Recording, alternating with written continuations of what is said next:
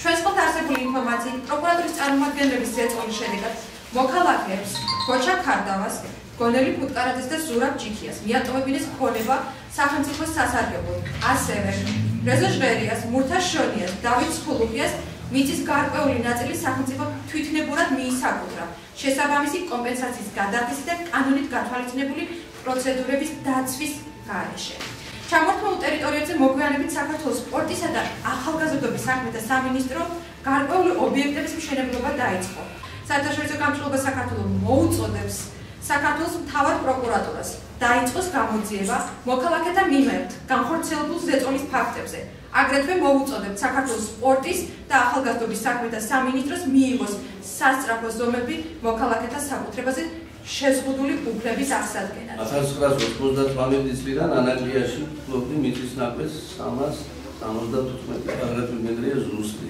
აგერ ჩემი მეზობელია იქ მოვიდა ჩემთან დამითხარ რომ ჩვენ მიწის ნაკვეთზე ხრიანო და რაღაც ნაგებობას აკეთებენ.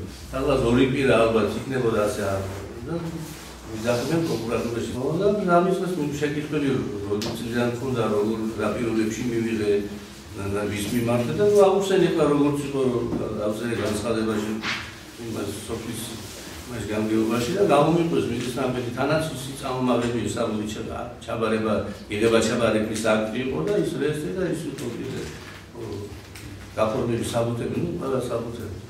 და ისინი მე ჩამომართვეს ასლი გადაუღეს და ისინი რაც იყო დედანი ისინი დაიპოვეს.